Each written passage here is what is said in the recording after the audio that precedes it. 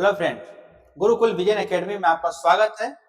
और Gurukul vision academy team की तरफ से बहुत बहुत बधाई है जिनका भी एग्जाम, जो जेपीएससी का एग्जाम हुआ, जो अच्छा एग्जाम गया उन सबको। ठीक है, तो चलिए हम लोग आगे देखते हैं कि क्या किया जा सकता है। और गुरुकुल विजन एकेडमी के तरफ से एक कमिटमेंट किया गया था कि जैसे ही प्रीलिम का एग्जाम होता है तो एक मेंस का crash course, full fledge crash course लेके आया जाएगा, वो भी यूट्यूब पे फ्री ऑफ कॉस्ट सबके लिए।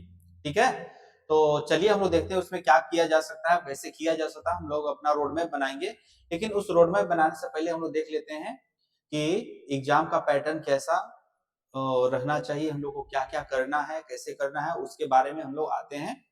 और ये सब के बारे में हम लोग बाद में बात करेंगे। फिलहाल तो धन्यवाद, बहुत बहुत शुभकामना उन लोगों को जो जिनका एग्जाम अच्छा गया है और जो भी 130 का स्कोर पार किए हैं या अपना कैटेगरी वाइज जो स्कोर पार कर रहे हैं उन लोगों को अब तत्काल मेंस में लग जाना चाहिए। और उन लोगों को भी मेरे गुरुकुल विजन एकेडमी के टीम की तरफ से मतलब शुभकामना है कि जिनका भी थोड़ा बहुत नंबर कम आया है वो इसमें निराश ना हो। इसके जस्ट बाद आपका सीजीएल, आपका जैसे सीजीएल है, तो उसमें आप लोग अभी से लग जाइए और आने वाला जेपीएससी के लिए फुल फ्लेज अच्छा से एक होलिस्टिक अप्रोच लेके पढ़ाई करने का कोशिश कीजिए। क्योंकि जब जानते हैं हम विद्यार्थियों में एक टेंडेंसी होता है कि जो भी एग्जाम आता है उसके उसी के अकॉर्डिंग हम लोग पढ़ते हैं और बस किसी तरीके से एग्जाम को पास करने के लिए पढ़ते हैं। और एंड ऑफ द डे क्या होता है कि जब हम लोग का एग्जाम नहीं निकलता है तो निराश होकर बैठ जाते हैं। तो ऐसा नहीं करना है। ऐसे भी कहा जाता है कि सिविल सर्विसेज का जो तैयारी होता है और रियल तैयारी जो होता है वो मेंस का होता है। अगर आप मेंस का तैयारी आपका अच्छा है, मेंस पे अगर पकड़ अच्छा है, तो उन इन दैट केस क्या होता है कि आप प्रीलिम अच्छा से कर जाएंगे। ठीक है, बाकी तो एग्जाम कैसा होता है, पैटर्न क्या होता है, उस हिसाब से देखते हैं। लेकिन देखिए हम लोग अभी अगर बात करते हैं कि प्रीलिम के बारे में कि प्रीलिम कैसा रहा, तो देखिए अब जैसा जानते 3.5 लाख फॉर्म गया था, जैसा कि अभी पता चल रहा है। फुल फ्लेज अभी डेटा तो आया नहीं है, लेकिन 3.5 लाख फॉर्म मतलब गया। अप्रोक्स 60% के अराउंड आपका स्टूडेंट मतलब बैठे, यानी आप लोग 2 लाख स्टूडेंट बैठे हैं। और इतनी जल्दीबाजी में एग्जाम लिया गया है, बहुत लोगों का जो स्कोर है वो बहुत अच्छा नहीं कर सकते, संतोषजनक नहीं कर सकते हैं। क्योंकि जब भी टाइम मिलता है तैयारी करने का उस तरीका से 1.5 महीना के नोटिस पे एग्जाम ले लेना, तो समझ सकते हैं कि क्या हो सकता है। जो कि मिनिमम आपको 45 दिन का टाइम होता है फॉर्म भराने के बाद का। तो चलिए ठीक है, वो सब तो बात की बात है, लेकिन जो हो गया सो हो गया, अब तो हम लोगों का आगे देखना है। तो देखिए अगर हम लोग देखें कि प्रीलिम का कटअप कितना जाएगा, कैसे जाएगा, उसके बारे में चलिए अब हम लोग एक बार बात कर लेते हैं। कि देखिए अगर हम लोग डिफिकल्टी लेवल देखते हैं, ठीक है, डिफिकल्टी लेवल अगर हम लोग देखें तो अगर पेपर वन की बात करते हैं हम लोग,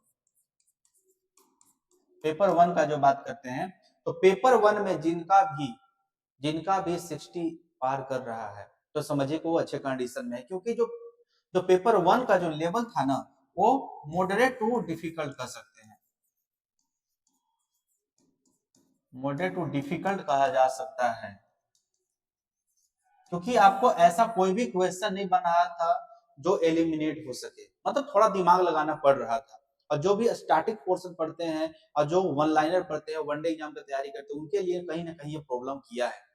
ठीक है, तो जो पेपर वन था वो मॉडरेट टू डिफिकल्ट लेवल पे था, इतना याद रखिएगा। ठीक है, उसी तरीके से अगर हम लोग देखें पेपर टू की अगर बात करते हैं हम लोग, ठीक है, तो पेपर टू की अगर बात करते हैं तो इसमें हम लोग कह सकते हैं, इसमें हम लोग को कह सकते हैं कि इजी टू मॉडरेट कर सकते हैं इसको। या इजी हम तो अगर मान के देखें तो इजी तो हो नहीं सकता है। ठीक है, इजी नहीं, इसको हम लोग मॉडरेट कर सकते हैं। ठीक है, इसको हम लोग मॉडरेट कह सकते हैं।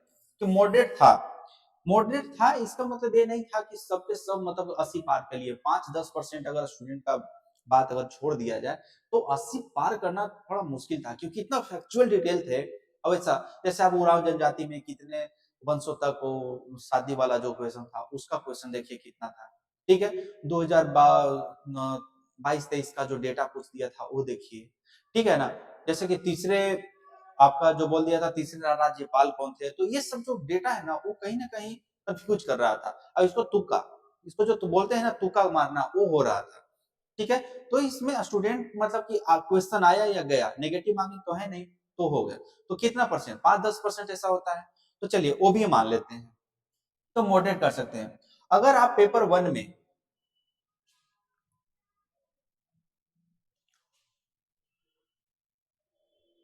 देखिए, अगर पेपर 1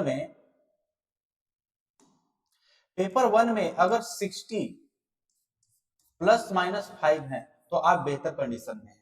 60 ±5 में है तो बेटर कंडीशन में है। ऐसे पता बोलने वाले तो बोल देंगे कि मेरा 80 से पार हो गया है, तो हाँ भाई ठीक है, मान लो, सुन लिया कीजिए, हाँ ठीक है 80 गया ना, चलो ठीक है, चलो कोई बात नहीं। अगर हम लोग पेपर 2 का अगर बात करें तो मॉडरेट था, हाँ इसमें बोल सकते हैं कि 70 ±5 किया जा सकता है। इसके पीछे के रीजन क्या है बताता हूँ। देखिए, सीजीएल का एग्जाम जस्ट हुआ था, जस्ट कुछ दिन पहले सीजीएल का एग्जाम खत्म हुआ था। अगर इसमें देखें तो आप एसपीटी सीएनटी को छोड़ दीजिए, शासन व्यवस्था को छोड़ दीजिए, तो पूरा का पूरा झारखंड बुक पढ़ना था उन लोगों को, और सबने पढ़ा। सिर्फ कहने का मतलब था कि 40 नंबर क्वेश्चन झारखंड से आएगा, लेकिन उस 40 नंबर के लिए पूरा का पूरा झारखंड पढ़ना पड़ा। पहला रीजन। दूसरा रीजन इसमें क्या था कि झारखंड का जो भी एग्जाम आप दीजिए उसमें झारखंड एक पेपर रखा हुआ है, झारखंड एक पेपर पढ़ना ही पढ़ना है। तो सोचिए जब झारखंड एक नंबर पूरा पढ़ना है तो झारखंड के जितने भी स्टूडेंट हैं वो पूरी के पूरी तरीका से झारखंड पे ही फोकस हो जाते हैं। झारखंड का जो भी बुक है, उड़ान है, उड़ान पब्लिकेशन हो गया, शिवांगन पब्लिकेशन हो गया, मनीष रंजन का जो बुक हो गया, या जो भी मार्केट में और भी बुक है, तो इन सब बुक को देखे तो सब कोई चटनी की तरह बनाकर चाट जाता है, ठीक है ना। और जो भी क्वेश्चन आता है लोग छोड़ते नहीं, वन लाइनर क्वेश्चन आएगा कोई छोड़ेगा नहीं। भले आप पूछ दे कि मान के चलिए कि formation of rock, formation of iron ore, formation of coal, अगर ये सब क्वेश्चन में जाकर अगर स्टेटमेंट वाइज क्वेश्चन पूछ दे, तब फिर ये सब जो वन लाइनर का जो महारथी होते हैं उनके लिए डिफिकल्ट हो जाता है, ये आप मान के चलिए। तो अगर हम लोग देखें तो इसी वजह से इसका बहुत सारा फैक्टर है कि 70 ±5 क्यों हो सकता है। तो उसके पीछे कारण ये है कि झारखंड को बाइबल बना देते हैं, गीता बना देते हैं, और उसको जितना भी होगा उसको पढ़ जाते हैं, इसीलिए। तो अगर इसमें से देखें 60, 70, 130, तो अगर हम लोग कट ऑफ की बात करें, अगर हम लोग कट ऑफ की बात करें, ठीक है, कट ऑफ की अगर बात करते हैं, तो अगर हम लोग जनरल की बात करें, अगर हम लोग जनरल की बात करें तो जनरल में कट ऑफ मान के चलिए 125 ले लीजिए, ठीक है, 125 ±5 ले लीजिए, 125 ±5 ले लीजिए। तो अगर इतना आपका आ रहा है तो आप सेफ जोन में है, जनरल कैंडिडेट हैं तो आप इसमें सेफ जोन में है। अगर वहीं पे हम लोग देखें ईडब्ल्यूएस, ठीक है, ईडब्ल्यूएस अगर 120 ±5 है, आप ±5 है, तो आप इसको ले लीजिए, देख लीजिए कि हाँ क्या है, आप इसमें आप सेफ जोन में मतलब रहेंगे आप, ठीक है। वहीं पे देखिए आप अगर यहाँ पे देखिए, यहाँ कंपेयर करते हैं, क्योंकि यहाँ पे एससी का देखें, एससी और ईडब्ल्यूएस पिछले बार जब कट ऑफ देखेंगे तो उन दोनों का कट ऑफ सेम था, ठीक है, 119 यानी 238 नंबर था, सेम था, ठीक है। तो यहाँ पे अगर हम लोग देखें तो कर सकते हैं।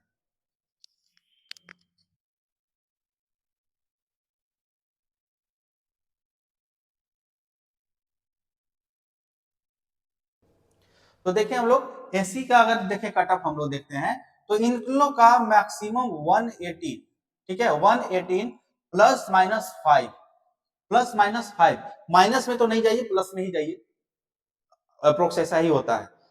±5 इसलिए कि एक नंबर दो नंबर नीचे हुआ, लेकिन जाना हो तो एक दो नंबर ऊपर चला जाता है। तो यहाँ पे देखिए उसी तरीके से हम लोग देखें एसटी का अगर कट ऑफ देखें तो एसटी का कट ऑफ 115 ±5 इतना रहने की संभावना है। उसी तरीके से देखिए BC1 हो गया, अब एक हो गया BC2 हो गया।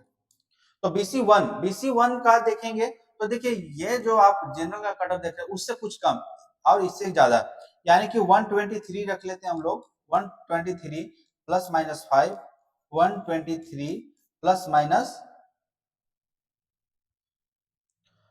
±5, ठीक है, इतना हम लोग लेके चले। देखिए ये ऐसा नहीं है कि बस इतना ही आने वाला है, नहीं, ऐसा कुछ नहीं है। हो सकता है कि इससे कट ऑफ ज्यादा भी जा सकता है, उससे कट ऑफ कम भी आ सकता है, लेकिन अगर इन सब में अगर आप देखिए यहाँ पे अगर 5-5 नंबर आप बढ़ा दीजिए, मान लीजिए 130, ठीक है, 125, 123, 120, ठीक है, 125, 125, इसको 25 में 28 कर लीजिए, ठीक है, क्योंकि इसमें कट ऑफ चला जाता है ज्यादा,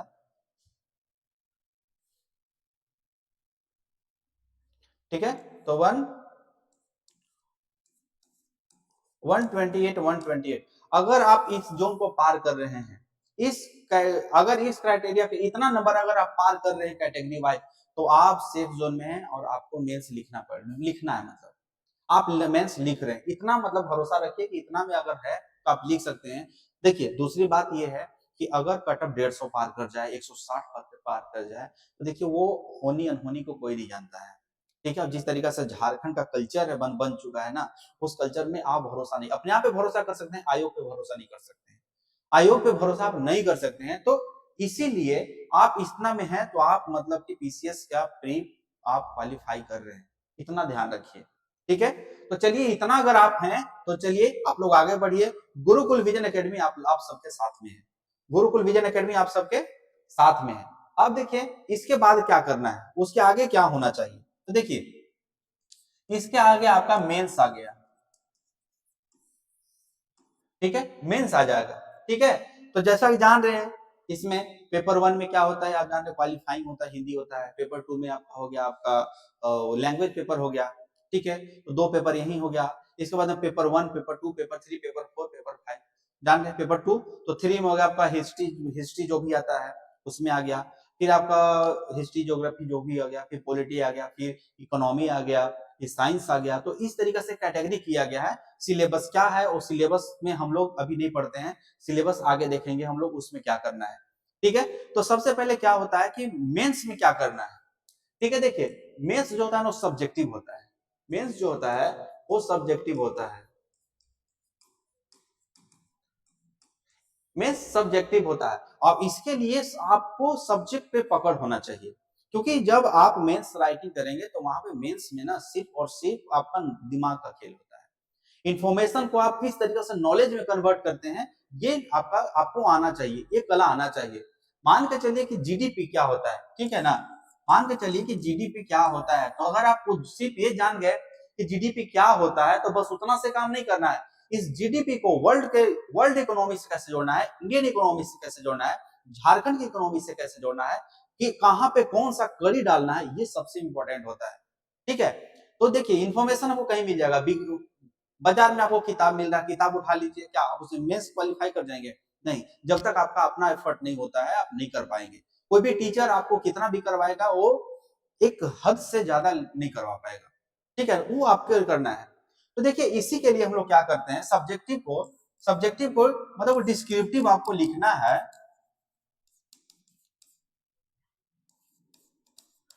ठीक है। डिस्क्रिप्टिव जब आपको लिखना है तो उसके लिए क्या चाहिए, आपको एक अच्छा कंटेंट मटेरियल चाहिए।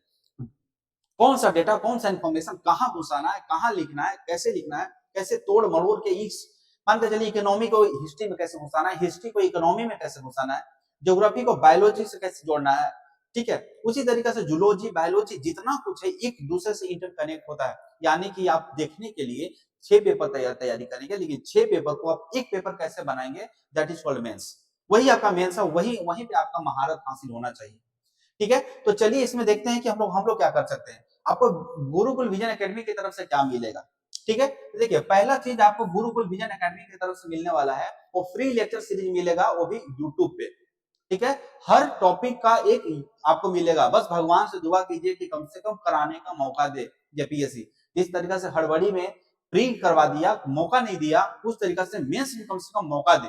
अब ये अप्रोक्स मान के चलिए आपका जून में मेंस होगा, जून में मेंस होगा, और हम लोग का पूरा कोशिश रहेगा कि जून तक आपको पूरा का पूरा सिलेबस यूट्यूब पे आपको प्रोवाइड करा दिया जाए। तो देखिए सबसे पहले क्या मिलेगा कि लेक्चर मिलेगा आपको, सबसे लेक्चर मिलेगा ऑन यूट्यूब, ठीक है, पूरा का पूरा कोर्स आपको यूट्यूब पे करवाया जाएगा। दूसरा आपका स्टडी मटेरियल मिलेगा,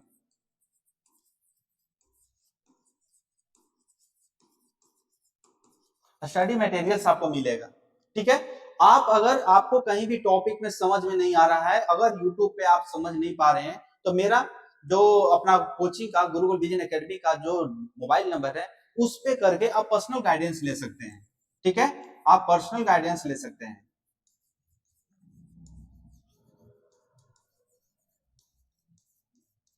पर्सनल गाइडेंस ले सकते हैं। जो भी एक्सपर्ट होंगे आपको फोन पे समझाएंगे। ज्यादा दिक्कत होगा आपको जिस तरीके से होगा उस तरीके से समझाने की कोशिश करेंगे। तो इतना तो आप लोग को मिलने वाला है, इतना आप लोग को मिलने वाला है। दूसरी चीज, हम लोग देखिए अब टेस्ट सीरीज ऑर्गेनाइज कराने वाले हैं।